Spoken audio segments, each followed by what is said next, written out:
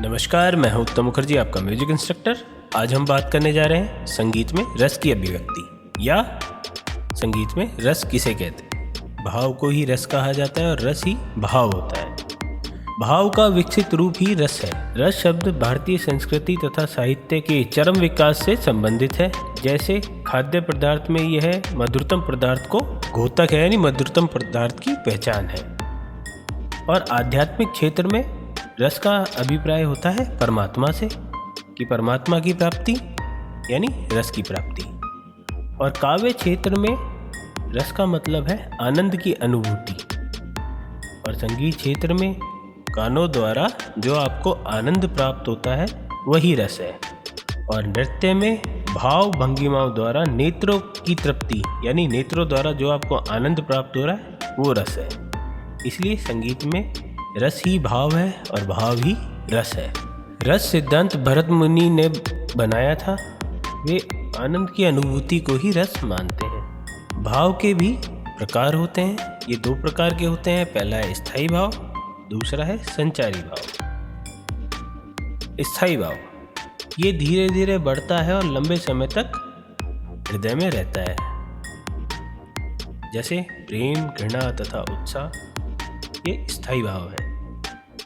दूसरा भाव होता है आपका, यानी दूसरा प्रकार, वो है संचारी भाव। ये एकाएक हृदय में आकर गायब हो जाते हैं। जैसे रोष, भय, हर्ष, ये परिस्थितियों के अनुसार बदलते रहते हैं और आते हैं। आसान भाषा में समझे तो हम कह सकते हैं कि भाव का मतलब होता है फीलिंग्स। फीलिंग्स जो आपकी दो प्रकार की होती हैं। पहली है स्टैटिक्स और दूसरी है डायनामिक। स्टैटिक्स यानी वो फील जो कभी बदले ना। एग्जाम्पल के रूप में कहूँ तो प्रेम यानी प्यार। अगर आप प्यार करते हैं तो वो बदलता नहीं है। जैसे माँ बाप का प्यार, भाई बहन का प्यार और एक्सेट्रा, समझ ही गए होंगे आप लोग। और दूसरा है संचारी भाव यानी डायनामिक। ये बदलता रहता है। जैसे आप लोग यूज़ करते हैं OTP जो हर बार नया आता है, blue rose is the rose is the rose is the rose. समझ गए होंगे आप लोग। ये भाव जो हैं ये ही सेंटीमेंट या इमोशंस कहलाते हैं। भाव व्यक्ति के हृदय से उत्पन्न होते हैं। जब भाव उत्पन्न होता है तो उसकी मानसिक स्थिति भी परिवर्तित हो जाती है। रस में परिवर्तन से वह शोक ग्रस्त हो जाता है, हंसता है, रोता है। इस परिवर्तन का नाम ही अनुभाव है। मानव इन्हीं भावों को लेकर आत्मा की मुक्त अवस्था में पहुंच जाता है, यानी उसको रस की प्राप्ति हो जाती है। किसी को गाने से रस की प्राप्ति होती है, किसी को डांस से प्राप्ति होती है, किसी को ड्राइंग से प्राप्ति होती है। मतलब जिसको जिस चीज़ में इंटरेस्ट हो, आपको उसी चीज़ में आनंद की प्राप्ति होती है। किसी को कंप्यूटर्स में होती है, किसी को मोबाइल्स में होती है, किसी को गेम खेलने में होती है, किसी को मोबाइल गेम खेलने में होती है। यानी जहाँ आपको आनंद प्राप्ति हो रही है वो रस प्राप्ति हो रही है। मतलब आपका सबसे बड़ा एडिक्शन वही होता है। सामान्य तौर पर उसे ध्यान नहीं रहता। जब मनुष्य को रस की प्राप्ति होती है तो सामान्य तौर पर उसे ध्यान नहीं रहता कि वह कब भाव विभोर हो जाता है और अपनी सुध भूल जाता है। रस केवल मात्र कला का लक्ष्य अथवा कलाकार का आनंद ही नहीं, यह तो सामाजिक आनंद है। अगर संगीत की बात करें तो रस केवल कलाकार या कला का ही नहीं बल्कि सामाजिक आनंद है। रस जो है वो 9 प्रकार के होते हैं।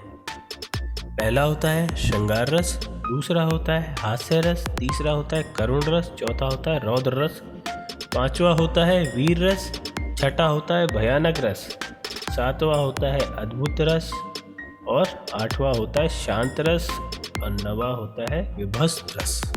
हम लोग श्रृंगार रस के बारे में बात करते हैं। इस रस को सब रसों का राजा माना जाता है। यह स्थायी भाव का होता है। इसे सब रसों का जनक भी माना जाता है। इसमें उत्साह, चंचलता और अधीरता का समावेश होता है। श्रृंगार रस, आप लोग गाना याद कीजिए, आप लोगों को गाना याद आएगा। सजना है मुझे सजना के लिए ये श्रृंगार रस का गाना है। मैंने आपको सिर्फ इसलिए रिकॉल कराया कि इसमें आपको चंचलता भी दिख रही है, आपको अधीरता भी दिख रही है। हास्य रस, यह श्रृंगार रस की अनुकृति है। इसमें उत्साह की अधिकता होती है, यानी कि जब हास्य रस होता है मतलब आप कोई हास्य कविता सुन रहे हैं या हास्य कलाकार को आप देख रहे हैं तो आपको उत्साह होता है कि आगे क्या बोलने जा रहा है ये। उसके बाद आता है करुण रस। जब आप प्रिय वस्तु के नष्ट हो जाने पर जो दुख का भाव आपके मन में आता है या वियोग का भाव जो आपके मन में आता है वो होता है करुण। और ये करुण रस ये भी एक स्थायी भाव होता है, ये लंबे समय तक आपके साथ रहता है। रौद्र रस, अगला पॉइंट है ये रौद्र रस। इसका मतलब है क्रोध, प्रतिकूल के प्रति तीक्ष्ण भाव की अनुभूति रौद्र कहलाती है। तो गुस्से का विराट रूप जो है वो रौद्र कहलाता है।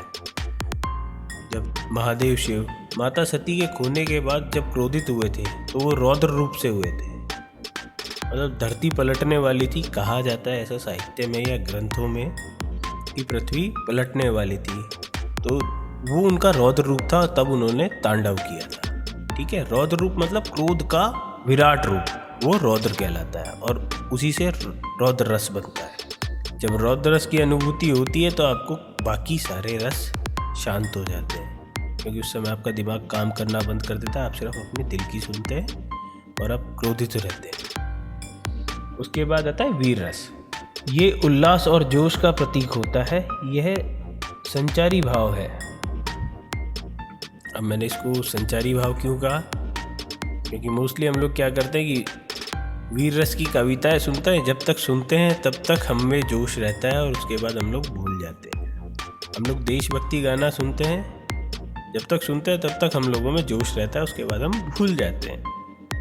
26 जनवरी 15 अगस्त पे आप लोग याद करते हैं कि हाँ वीर थे या शहीद हुए, उसके बाद आप लोग भूल जाते हैं कौन वीर था कौन शहीद हुआ, आपको कोई मतलब नहीं, आप आपकी पर्सनल लाइफ में बिजी हो जाते हैं। वीर रस यानी आप लोगों में जोश भरने का काम करता है।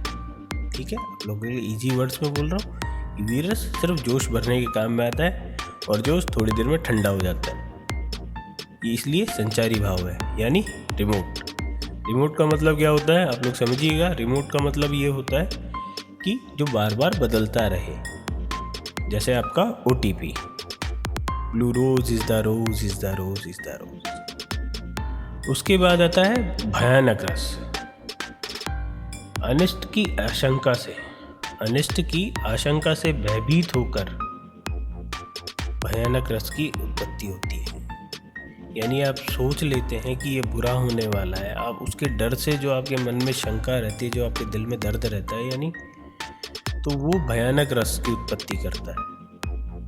आपके मन में वियोग, आपके मन में उत्साह, अलग अलग भाव की उत्पत्ति करता है, इसलिए वो भयानक रस है। उसके बाद आता है अद्भुत रस। विस्मय और आश्चर्य का भाव। अरे ये कैसे हो गया, ये तो होना ही नहीं था। जब ये भाव आपके मन में आता है तो ये होता है आश्चर्य रस या अद्भुत रस। शांत रस, यह एक अलौकिक रस है, इसे रसराज भी कहा जाता है। जब आपका मन स्थिर हो जाए और बाकी सारे भाव गायब हो जाए, यानी आपको किसी और रस की अनुभूति ना हो, तो आप शांत रस। उसके बाद आता है विभत्स रस। घृणा और भय दोनों का मिश्रण होता है। ये थे आपके 9 रस जो आपके हिंदी साहित्य में पढ़ाए जाते हैं या आप हिंदी साहित्य में होते हैं। संगीत में 4 रसों का मुख्य रूप से प्रयोग किया जाता है।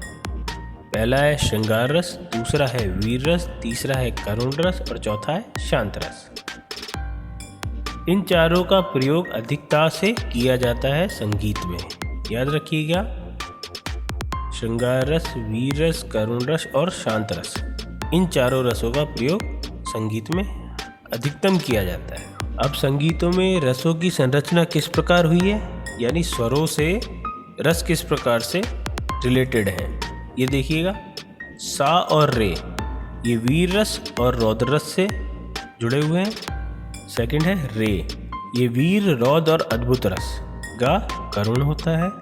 माँ जो स्वर है हास्य और श्रृंगार रस की अनुभूति कराता है। पा स्वर हास्य और श्रृंगार की अनुभूति करवाता है। धा स्वर भयानक और विभत्स इन दोनों की अनुभूति कराता है। नी करुण रस की अनुभूति कराता है। रस या भाव ये कला का प्राण होते हैं। बिना रस के कला मृत होती है। आशा करता हूँ आपको ये वीडियो पसंद आया होगा। अगर आपको वीडियो ये पसंद आया है तो प्लीज़ मेरे चैनल को लाइक कीजिए, शेयर कीजिए, सब्सक्राइब कीजिए और साथ ही साथ कमेंट करना ना भूलिएगा। धन्यवाद।